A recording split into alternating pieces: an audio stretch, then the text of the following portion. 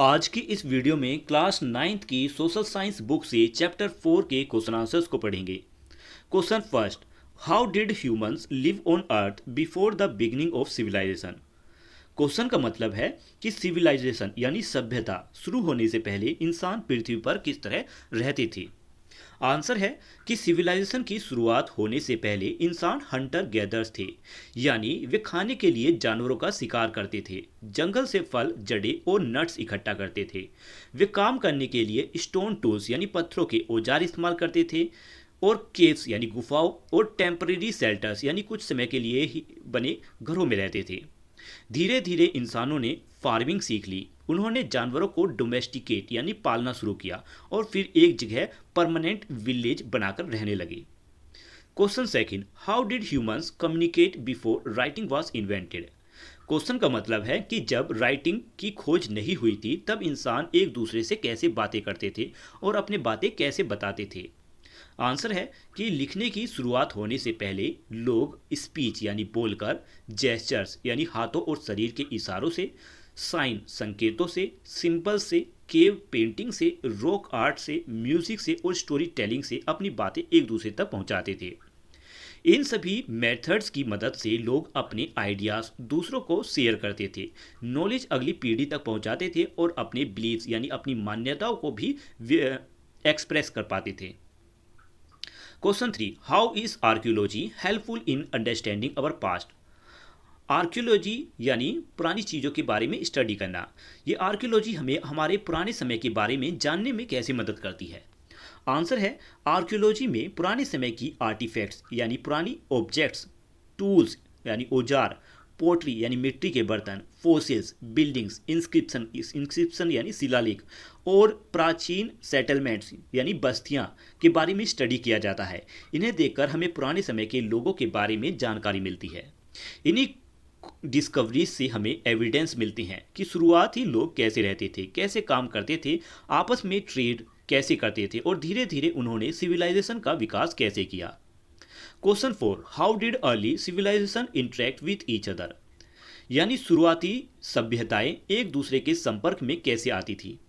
Answer है कि शुरुआती सिविलाइजेशंस यानी सभ्यताएं मुख्य रूप से trade, exchange of idea, technology, cultural contact यानी व्यापार, विचार, तकनीक और सांस्कृतिक संपर्क के जरिए से वे एक दूसरे से जुड़ी रहती थी। वे मेटल्स, बीड्स, टेक्सटाइल, पोट्री और प्रीसियस स्टोन्स जैसी चीज़ों का व्यापार करते थे। इन इंट्रैक्शंस की वजह से नॉलेज, इन्वेंशन और अलग अलग कल्चरल प्रैक्टिस एक इलाके से दूसरे इलाके या एक क्षेत्र से दूसरे क्षेत्र तक फैली। इसी कारण अलग अलग सभ्यताएं एक दूसरे के बहुत कुछ सिखा सकी। नेक्स्ट है questions activity. Question first, do you think life become easier और more challenging after humans started farming. Give two reason for your answer. यानी जब इंसानों ने फार्मिंग शुरू की तो उनकी जिंदगी पहले से आसान हुई या कठिन। अपने आंसर के दो कारण बताइए। आंसर है, life become easier in many ways though it also brought some challenges. खेती शुरू होने के बाद लोगों की जिंदगी कई तरह से आसान हो गई, लेकिन इसके साथ कुछ नई मुश्किलें भी आई। रीजन 1, खेती की वजह से लोगों को रेगुलर सप्लाई ऑफ फूड यानी रोज भोजन मिलने लगा।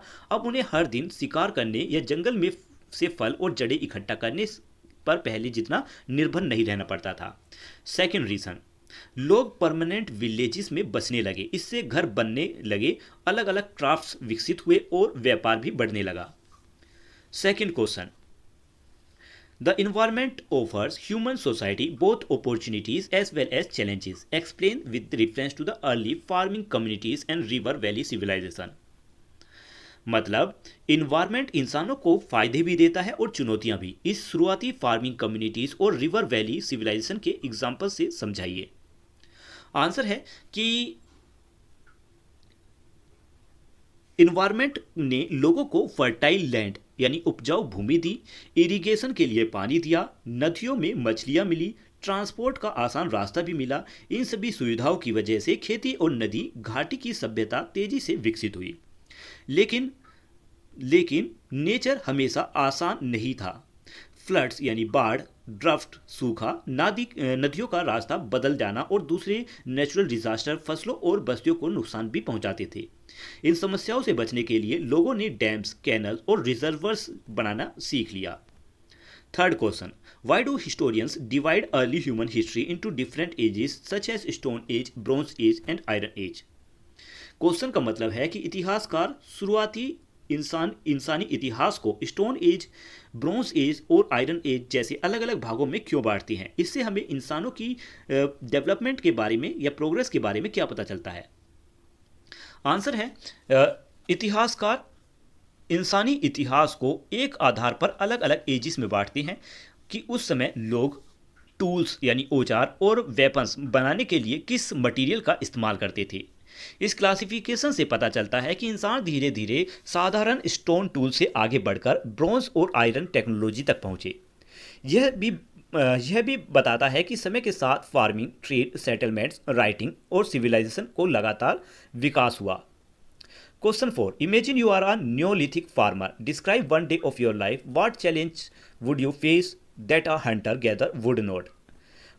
इस क्वेश्चन में आपको खुद को न्योलिथिक फार्मर मानकर एक दिन की जिंदगी बतानी है और यह भी बताना है कि आपको कौन सी मुश्किलें आई जो हंटर गैदर को नहीं आती थी। आंसर है, अगर मैं न्योलिथिक फार्मर होता तो सुबह जल्दी उठकर खेती की जुताई करता, बीज बोता, फसलों को पानी देता और अपने पालतू जानवरों की देखभाल करता। मैं अपने घर की मरम्मत भी करता और काटी हुई फसल से अनाज को सुरक्षित रखता। हंटर गैदर की तुलना में मुझे कई नई चैलेंजेस का सामना करना पड़ता, जैसे ड्राफ्ट या फ्लड की वजह से फसल खराब हो सकती थी। फसलों को पेस्ट यानी कीटों और जानवरों से बचाना पड़ता था। साथ ही पूरे साल में भोजन के लिए अच्छी फसल पर निर्भर रहना पड़ता था।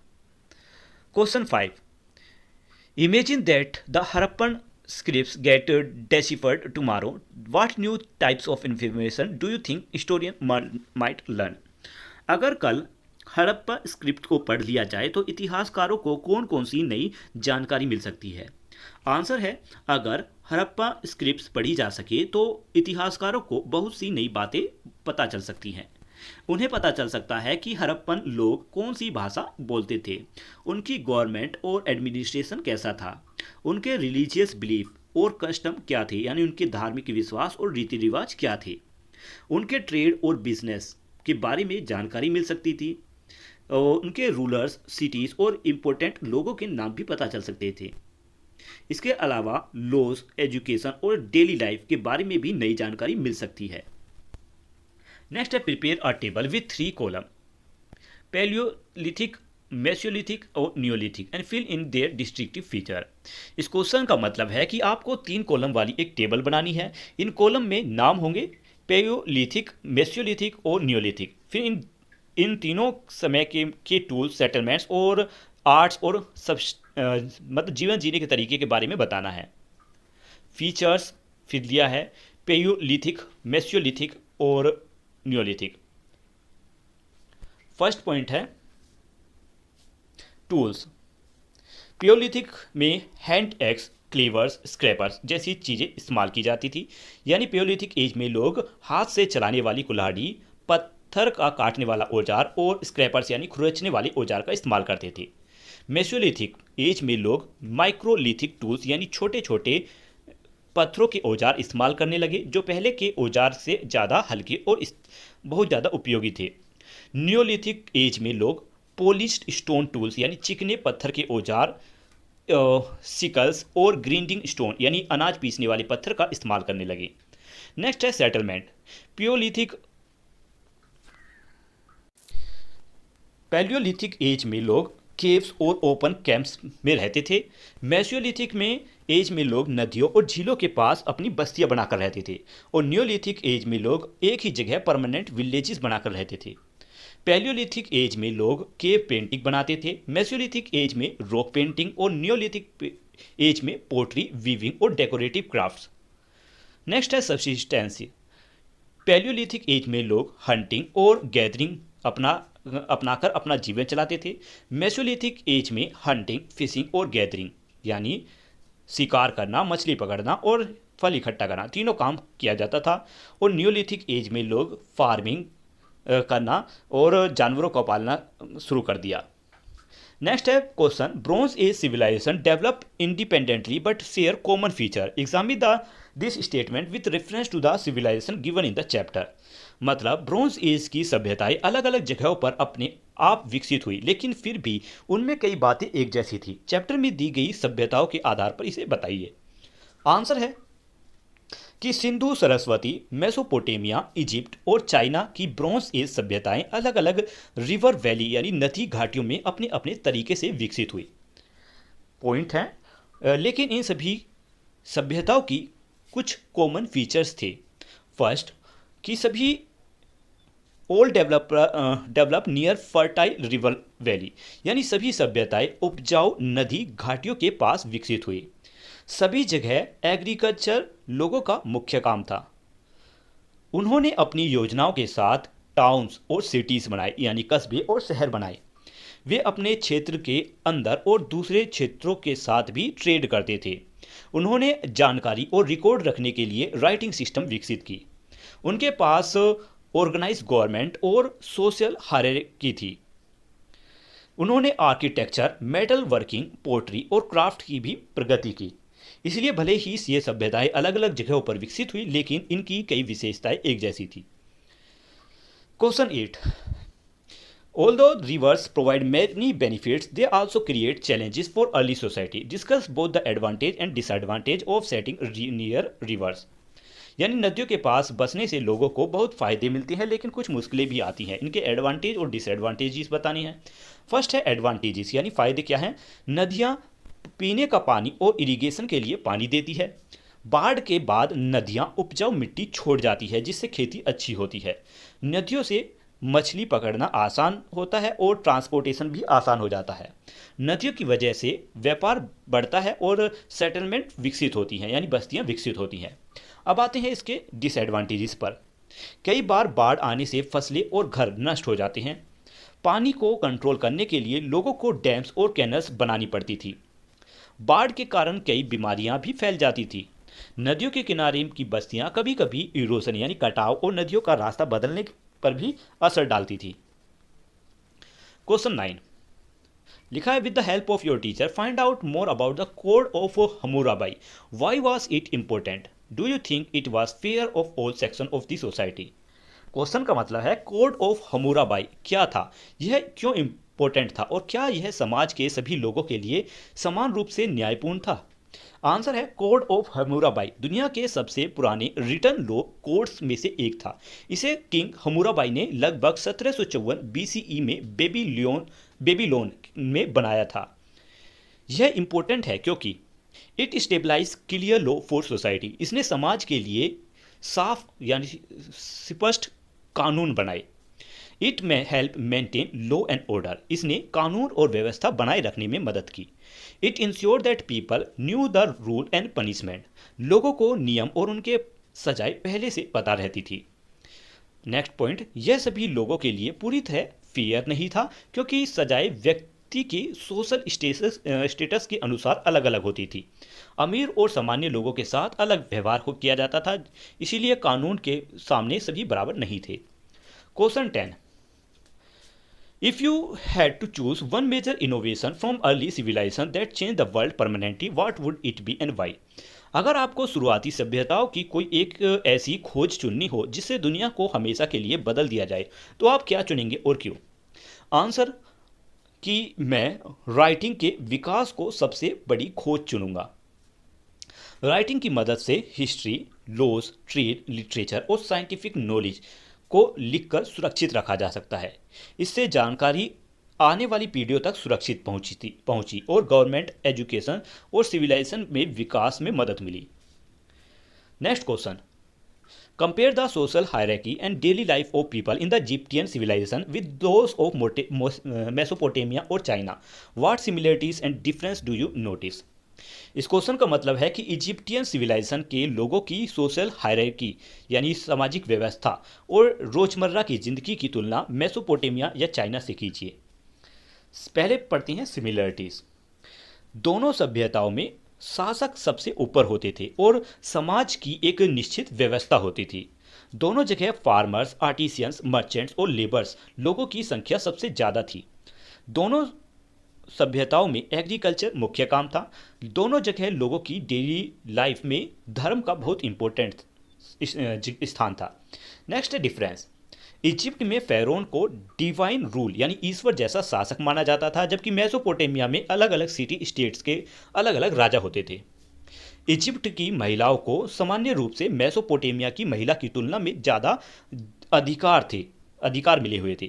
मेसोपोटामिया का समाज टेम्पल अथॉरिटीज़ यानी मंदिर के अधिकारियों से ज़्यादा जुड़ा हुआ था, जबकि इजिप्ट में लोग ज़्यादा फ़ायरोन और आफ्टर लाइफ यानी मृत्यु के बाद जीवन पर निर्भर था। नेक्स्ट क्वेश्चन, लेट्स एक्सप्लोर के मतलब बुक्स, ये क्वेश्चन जो हमें चैप्टर के बीच बीच में दिए गए हैं उन क्वेश्चनों के आंसर हैं। Question first, you have study about the Harappan script in your previous grade. Observe this seal carefully and discuss why the scripts had not been deciphered. Also find out what effort have been made to decipher it. Question का मतलब है कि आपने पहले की classes में Harappa scripts के बारे में पढ़ा था। इन सील्स, इन मोहर को ध्यान से देखिए और बताइए कि हड़प्पन स्क्रिप्ट को आज तक क्यों नहीं पढ़ा जा सका। साथ ही यह भी बताइए कि इसे पढ़ने के लिए अब तक क्या क्या प्रयास किए गए हैं। आंसर है, हड़प्पन स्क्रिप्ट्स आज भी एक मिस्ट्री, एक रहस्य बनी हुई है, क्योंकि स्कॉलर्स यानी विद्वानों को इसे समझने के लिए अभी तक एविडेंस नहीं मिले हैं। आज तक ऐसी कोई बिलिंगुअल इंस्क्रिप्ट यानी दो भाषाओं में लिखी हुई राइटिंग नहीं मिली है जिससे हड़प्पा स्क्रिप्ट्स के साथ किसी ऐसी भाषा का लेख भी हो जिसे हम पहले से पढ़ सकते हों। अगर ऐसी इंस्क्रिप्शन मिल जाए तो हम हड़प्पन स्क्रिप्ट्स को समझ सकते हैं आसानी से। हड़प्पन स्क्रिप्ट्स में ज़्यादातर इंस्क्रिप्शंस बहुत छोटे हैं, इसीलिए सिंबल्स का सही मतलब समझना बहुत मुश्किल हो जाता है। हड़प्पन लोग कौन सी भाषा बोलते थे यह आज भी पता नहीं है। साथ ही उनके लिखे हुए ऐसे कोई रिटर्न एक्सप्लेनेशन भी नहीं मिले जो आज तक सुरक्षित बचे हों, इसीलिए इन्हें स्क्रिप्ट्स को डिकोडिंग और भी कठिन हो गया है। एक्सपर्ट्स ने हड़प्पन स्क्रिप्ट्स को समझने के लिए अलग अलग तरीके अपनाए हैं। उन्होंने हड़प्पन स्क्रिप्ट्स के लिए सिंबल्स की तुलना दूसरी एंशिएंट स्क्रिप्ट्स से की। उन्होंने बार बार आने वाले चिन्हों का स्टडी किया और कंप्यूटर टेक्नोलॉजी की मदद से अलग अलग पैटर्न्स भी बनाए, लेकिन अब तक इन सभी कोशिशों में से किसी को भी हड़प्पन स्क्रिप्ट की करेक्ट इंटरप्रिटेशन नहीं माना जा गया है, इसलिए हड़प्पन स्क्रिप्ट आज भी पूरी तरह ना पढ़ी जा सकी मानी जाती है। Second question, why do you think early human left Africa to migrate to other regions. आपके अनुसार शुरुआती मनुष्य ने अफ्रीका छोड़कर दुनिया के दूसरी जगहों में जाना क्यों शुरू किया। आंसर है कि शुरुआती इंसानों ने शायद फूड, वाटर और बेटर लिविंग कंडीशन की तलाश में अफ्रीका छोड़कर दूसरी जगहों की ओर जाना शुरू किया। क्लाइमेट में बदलाव, जिन जानवरों का वे हंट करते थे उनका एक जगह से दूसरी जगह जाना और न्यू रिसोर्सेज की ज़रूरत ने भी उन्हें माइग्रेट करने के लिए प्रेरित किया। जैसे जैसे वे यात्रा करते गए वैसे वे धीरे धीरे दुनिया के अलग अलग हिस्सों में बसने लगे। वहाँ के न्यू इन्वायरमेंट के अनुसार उन्होंने खुद को अडेप्ट भी किया और इसी तरह समय के साथ इंसान दुनिया के अलग अलग जगहों में फैल गए। Next question, do you notice any changes in the shape और feature of the skull across the different ancestor. यहाँ पर बुक में आपको एक फिगर दिया होगा। फिगर को देखकर पूछा गया है कि शुरुआती इंसानों के अलग अलग पूर्वजों की स्कल को देखकर क्या आपको उनके आकार या बनावट में कोई बदलाव दिखाई देता है। Answer is yes. समय के साथ इंसानों की खोपड़ियाँ धीरे धीरे बदलती गई। समय के साथ ब्रेन का आकार बड़ा होता गया। फोरहेड पहले की तुलना में चौड़ा और ऊंचा हो गया, जबकि जॉ और टीथ छोटे होते गए। पूरे स्कल का आकार भी धीरे धीरे पहले की तुलना में ज़्यादा राउंड हो गया, ज़्यादा गोल हो गया।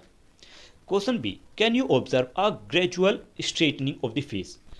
क्वेश्चन का मतलब है क्या आपको लगता है कि समय के साथ इंसानों का फेस धीरे धीरे ज़्यादा सीधा होता गया। Answer is yes. जैसे जैसे इंसानों का इवोल्यूशन हुआ उनका चेहरा पहले की तुलना में ज़्यादा फ्लैटर्ड और अपराइट हो गया, सीधा हो गया। आज के मॉडर्न ह्यूमंस का चेहरा अपने शुरुआती एंसेस्टर्स की, अपने पूर्वजों की तुलना में ज़्यादा सीधा होता है और उनका जबड़ा भी पहले जितना बाहर निकला हुआ नहीं होता। ये सभी चेंजेस इस बात का एविडेंस हैं कि मिलियंस ऑफ ईयर में यानी लाखों करोड़ों सालों में इंसानों का इवोल्यूशन बहुत हुआ है। Next question, why do you think the shift to farming during the neolithic period is called revolution rather than a simple change? मतलब न्योलिथिक पीरियड में जब लोगों ने फार्मिंग शुरू की तो इसे केवल एक साधारण बदलाव नहीं बल्कि रिवॉल्यूशन क्यों कहा जाता है? आंसर, खेती की शुरुआत को न्योलिथिक रिवॉल्यूशन कहा जाता है क्योंकि इसने लोगों के जीवन का पूरा तरीका बदल दिया। पहले लोग हंटिंग और गैदरिंग पर निर्भर थे, लेकिन बाद में उन्होंने क्रॉप्स उगानी शुरू की और एनिमल्स को पालना भी शुरू किया। लोगों ने परमानेंट हाउसेस बनाए, विलेजेस बनाए, अपनी ज़्यादा से ज़्यादा फूड पैदा करना शुरू किया और पोट्री तथा वीविंग जैसी नई स्किल भी सीख ली। इन बड़े बड़े चेंजेस की वजह से ऑर्गेनाइज कम्युनिटीज़ का विकास हुआ, इसीलिए इसे केवल एक साधारण बदलाव नहीं बल्कि रिवॉल्यूशन कहा जाता है। Next question, observe the chart figure 4.14, यानी बुक में आपको फिगर दिया गया है क्वेश्चन का और पूछा है also try and identify the type of human habitat and object they were use. यानी फिगर 4.14 को देखकर बताइए कि कौन कौन से एनिमल्स पालतू बनाए गए हैं, लोग किस तरह के हैबिटेट यानी घर या रहने की जगह में रहते हैं, कौन कौन सी ऑब्जेक्ट इस्तेमाल करते हैं, क्या इनमें से कुछ चीज़ें आज भी इस्तेमाल की जा रही हैं। फर्स्ट है domesticated animal, dog, sheep, goat, cattle, pig. Types of habitat, mud house, thatched house, mud house यानी मिट्टी का घर, टैच्ड हट यानी घास की छत वाली झोपड़ियाँ, परमानेंट विलेज सेटलमेंट यानी गांव। नेक्स्ट है object use, polish stone tool यानी चिकने पत्थर के औजार, सिकल यानी फसल काटने के लिए एक औजार का इस्तेमाल करना, वो सिकल शेप में होता है। नेक्स्ट है ग्राइंडिंग स्टोन, अनाज पीसने के लिए आज भी ग्राइंडिंग स्टोन का इस्तेमाल किया जाता है। पोट्री यानी मिट्टी के बर्तन आज भी बनाए जाते हैं। बास्केट्स, सामान रखने और ले जाने के लिए बास्केट्स का इस्तेमाल किया जाता है। नेक्स्ट है फार्मिंग टूल। क्वेश्चन है आर दे स्टिल यूज्ड? हाँ, इनमें से बहुत सी चीज़ें आज भी बहुत मतलब अलग अलग तरीके से इस्तेमाल की जाती हैं। आज भी किसान गाय आज भी किसान कैटल, सीप्स और गोट्स जैसे जानवर पालते हैं। आज भी कई खेती वाले जगहों में सिकल यानी एक औजार का इस्तेमाल होता है। गांव में मिट्टी के बर्तन आज भी बनाए जाते हैं। रूरल रीजन में मड हाउसेस यानी मिट्टी के घर आज भी बनाए जाते हैं। मॉडर्न टेक्नोलॉजी की वजह से इन औजारों और घरों में पहले की तुलना में काफ़ी सुधार हो गए हैं। नेक्स्ट क्वेश्चन, ये क्वेश्चन थोड़ा बड़ा है, इसका आंसर पढ़ते हैं। क्वेश्चन आप पढ़ लेना।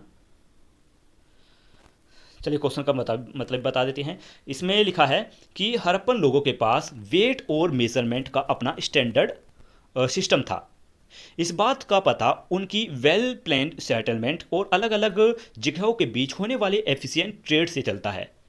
छोटी चीज़ों का वजन करने के लिए बाइनरी मल्टीपल्स यानी 1 2 4 8 16 जैसे यूनिट्स का इस्तेमाल किया जाता था और बड़ी वजन के लिए 10 के मल्टीपल्स यानी 10 20 30 40 का इस्तेमाल करते थे।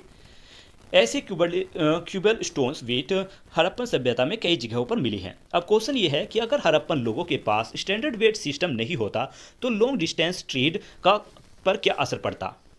जवाब है कि अगर हड़प्पन लोग स्टैंडर्ड वेट्स एंड मेजरमेंट का इस्तेमाल नहीं करते तो उनका व्यापार कठिन और भरोसेमंद नहीं रहता। अलग अलग व्यापारी अलग अलग माप का इस्तेमाल करते, इससे कन्फ्यूजन होती और कई बार अनफेयर डीलिंग यानी बेईमानी हो सकती थी। बायर्स और सेलर्स के लिए सामान की सही क्वांटिटी और वैल्यू तय करना मुश्किल हो जाता, इससे बार बार झगड़े होने की संभावना रहती। एक कॉमन मेजरमेंट सिस्टम की वजह से व्यापार आसान, ईमानदार और अच्छे से ऑर्गेनाइज रहता है, खासकर लॉन्ग डिस्टेंस ट्रेड में। Question 7, why were rivers important in the growth of early civilization? इसका जवाब हम पहले भी पढ़ चुके हैं, क्योंकि नदियाँ लोगों को फ्रेश वाटर देती है जिसका इस्तेमाल पानी, खेती और रोज़मर्रा की ज़िंदगी के लिए किया जाता है। इससे उपजाऊ मिट्टी मिलती है, लोग अच्छी फसल उगा सकती हैं। ये क्वेश्चन दोबारा रिपीट हुआ है आंसर। नेक्स्ट है can you find out which countries constitute West Asia in present time? मतलब आज के समय में वेस्ट एशिया में कौन कौन से देश शामिल हैं? इनके आंसर यहाँ पर लिखे हैं, Iraq, Iran, Saudi Arabia, Kuwait. आगे लिखा है ये सभी देशों को मिलाकर आज का वेस्ट एशिया कहा जाता है। इन जगहों को मिडल ईस्ट के नाम से भी जाना जाता है। यह दुनिया की कई एंशियंट सिविलाइजेशन का जन्म स्थान माना जाता है, इसीलिए इतिहास में इसका इम्पोर्टेंट रोल है। Next, do you find any similarities between the temples in India and those of Sumerian civilization as centers of socio-culture and economic activity? क्या आपको इंडिया के मंदिरों और सुमेरियन सिविलाइजेशन के मंदिरों में सोशल कल्चर और इकोनॉमिक एक्टिविटीज़ के सेंटर के रूप में कोई सिमिलरिटीज़ दिखाई दी? आंसर, हाँ। एंशियंट इंडिया में के मंदिरों और सुमेरियन सिविलाइजेशन के मंदिरों में कई सिमिलरिटीज़ थी। दोनों ही प्लेस ऑफ वर्शिप यानी पूजा के स्थान थे, जहां लोग धार्मिक समारोह और फेस्टिवल के लिए इकट्ठा होते थे। ये मंदिर सोशल और कल्चरल एक्टिविटी के भी सेंटर्स थे, यहाँ लोग मिलते थे और समाज एक साथ जुड़ा रहता था। मंदिरों में education, art, music and traditional practice को भी बढ़ावा दिया जाता था। लेकिन सुमेरियन टेम्पल्स की इकोनॉमिक रोल और भी बड़ी थी। वे फार्मिंग के बारे में फार्मिंग को मैनेज करते थे, फूड ग्रेन यानी अनाज का भंडार रखते थे, व्यापार और इकोनॉमिक एक्टिविटी का भी देख रेख रखते थे। Next question, the cuneiform writing system was contemporary to the Harappan script, but while cuneiform has been deciphered the Harappan script has not yet been described. Do you think our understanding of civilization change with its script and decipher compare to when it is not? मतलब कि cuneiform writing system और Harappan script लगभग एक ही समय के थे, लेकिन cuneiform को पढ़ लिया गया जबकि हरप्पन स्क्रिप्ट को अभी तक पढ़ा नहीं जा सका। क्या आपको लगता है कि किसी सभ्यता की स्क्रिप्ट पढ़े जाने के बाद उसके बारे में हमारी समझ बदल सकती है? आंसर है यस। जब किसी स्क्रिप्ट को पढ़ा और समझा लिया जाता है तो उस सिविलाइजेशन के बारे में हमारी जानकारी बहुत बढ़ जाती है। इससे इतिहासकार उस समय के ओरिजिनल रिकॉर्ड्स पढ़ सकती हैं, उन्हें लोगों की language, government, trade, religion, custom और डेली लाइफ के बारे में सही जानकारी मिलती है। क्योंकि हरप्पन स्क्रिप्ट आज भी पढ़ी ना जा सकी है, इसीलिए हरप्पन सिविलाइजेशन के बारे में कई बातें आज भी पता नहीं है। आज हमें उनके बारे में ज़्यादातर जानकारी आर्कियोलॉजिकल डिस्कवरीज के आधार पर मिलती है। Next question, the epic of Gilgamesh written during the Mesopotamian civilization is one of the earliest story writing. Try and find out more such stories and share in the class. ये एक activity question है कि जिसमें आपको इसी तरीके की और कहानियाँ लिखनी है। तो यहाँ पर मैंने उनके आंसर लिखे हैं। Question, next question, why do you think there is a scale and a heart on one side and a feather on the other? What can the papyrus tell us about early Egyptian belief? Question का मतलब है कि figure 4.29 में एक scale दिखाया गया है, एक तराजू दिखाया गया है, जिसके एक तरफ हार्ट और दूसरी तरफ फेदर है, यानी एक तरफ दिल है तो दूसरी तरफ पंख है। यह पेपिरस हमें प्राचीन इजिप्टियन की मान्यताओं के बारे में क्या बताता है? आंसर है कि यह स्केल, यह तराजू प्राचीन इजिप्टियंस की एक इम्पोर्टेंट मान्यता को दर्शाता है। उनका विश्वास था कि डेथ के बाद व्यक्ति के हार्ट को मार्ट के फेदर के साथ तोला जाता है। मौत को ट्रुथ और जस्टिस की देवी माना जाता था। अगर किसी व्यक्ति का हार्ट हल्का होता था, यानी उसके जीवन में रॉन्ग डूइंग यानी बुरे काम नहीं किए होते थे, तो माना जाता था कि उसे मृत्यु के बाद जीवन में स्थान मिलेगा। लेकिन अगर पापों से भरा हार्ट और भारी माना जाता था तो उस व्यक्ति को हमेशा के जीवन नहीं मिलता था। अगले लिखा है कि लेकिन अगर हार्ट सिंस यानी पापों से भरा हुआ और भारी माना जाता था तो उस व्यक्ति को इटर्नल लाइफ यानी हमेशा के जीवन नहीं मिलता था। यहाँ पेपिरस हमें बताता है कि पेपिरस यानी एक डॉक्यूमेंट हमें बताता है कि प्राचीन इजिप्टियन लाइफ आफ्टर डेथ यानी मृत्यु के बाद के जीवन पर गहरा विश्वास रखते थे। वे ईमानदारी और न्याय को बहुत महत्व देते थे। उनका यह भी मानना था कि हर व्यक्ति के एक्शन एक दिन जजमेंट जरूर होंगे। Next question, observe the image given below above, what do they tell us about Egyptian fashion? Answer है सैंडल्स। सैंडल्स ज़्यादा नोबल्स, प्रीस्ट यानी पुजारी, गवर्नमेंट ऑफिशियल्स और दूसरे वेल्थी पीपल पहनते होंगे, वहीं साधारण सैंडल्स का इस्तेमाल सामान्य लोग करते होंगे। पोट्री वेसल्स, पोट्री वेसल यानी मिट्टी का बर्तन सभी सोशल ग्रुप्स के लोग इस्तेमाल करते होंगे। इनमें फूड, वेदर, ऑयल और घर की दूसरी ज़रूरती चीज़ें रखती होंगी। उसी तरीके से स्टोरेज बॉक्स या कंटेनर है, इनका इस्तेमाल रिच फैमिलीज करते होंगे। इनमें ज्वेलरीज, परफ्यूम, कॉस्मेटिक और दूसरी वैल्यूएबल चीज़ें रखी जाती होंगी। Next question, what clues in the image help you to make this guess. Answer है सैंडल्स की फाइन वैक्सिंग यानी बारीकी बुनाई और सुंदर डिज़ाइन देखकर लगता है कि ये हाई स्टेटस के लोगों की थी। पोट्री वेसल यानी मिट्टी का बर्तन मजबूत और रोजमर्रा के इस्तेमाल के लिए दिखाई देता है, इसलिए इसका इस्तेमाल सामान्य घरों में भी किया जाता होगा। डेकोरेटिव स्टोरेज बॉक्स बहुत सुंदर और अच्छी क्राफ्ट्समैनशिप यानी कारीगरी से बनाया हुआ दिखाई देता है, इसलिए यह माना जाता है कि इसका इस्तेमाल अमीर परिवार द्वारा किया जाता होगा।